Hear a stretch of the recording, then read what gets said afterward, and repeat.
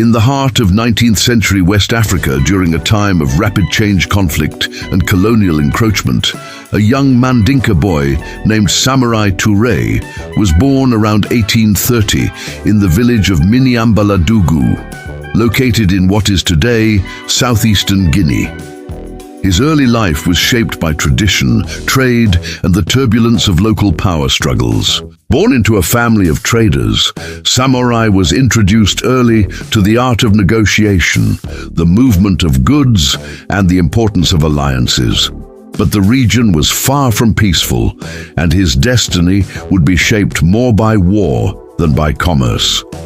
As a young man, Samory was deeply affected when his mother was captured by slave raiders. In response, he pledged himself to military service under her captors in exchange for her freedom. This difficult decision marked the beginning of his lifelong journey as a warrior leader. Through sheer intelligence, discipline, and charisma, Samory rose through the ranks and became a formidable military commander. After securing his mother's release, he turned his focus to protecting his people and expanding his influence across the region. By the 1860s, Samory began consolidating power among the various Mandinka clans. He proved to be not only a gifted soldier, but also a brilliant strategist and organizer. He founded what would come to be known as the Wassoulou Empire, which stretched across parts of modern-day Guinea, Mali, Ivory Coast, and Sierra Leone. His empire was structured with a strong central authority, an effective bureaucracy, and most notably, a large, well-trained army. Samory introduced Islamic law across his territory and emphasized discipline and unity, both among his people and his troops. But Samory's rise came at a time of great danger. The European powers, particularly France, were scrambling to colonize Africa in what would later be called the Scramble for Africa. French forces were advancing from Senegal, aiming to dominate the interior of West Africa.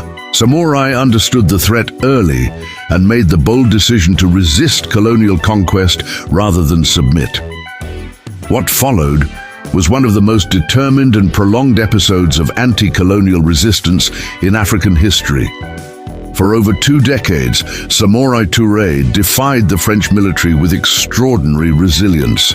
He organized his army into regiments equipped with rifles and modern tactics. He forged alliances with other African leaders, traded with the British in Sierra Leone to secure weapons, and used the rough terrain of West Africa to his advantage.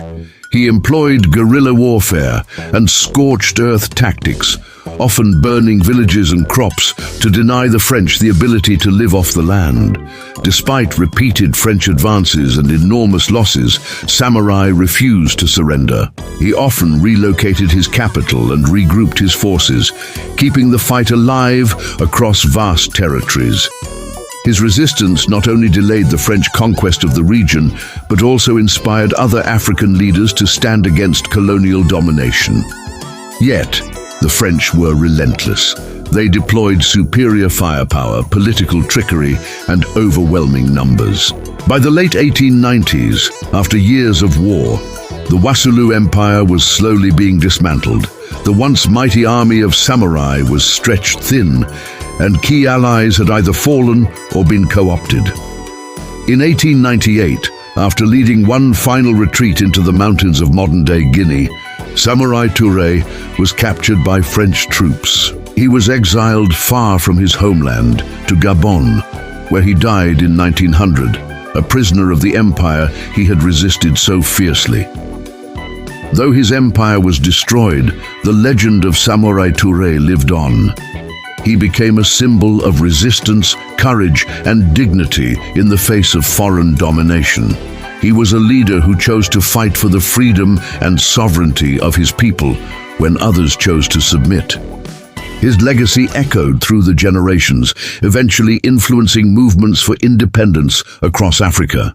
In fact, his great-grandson, Ahmed Sékou Touré, would later become the first president of independent Guinea in 1958, continuing the legacy of resistance that Samory had begun nearly a century earlier.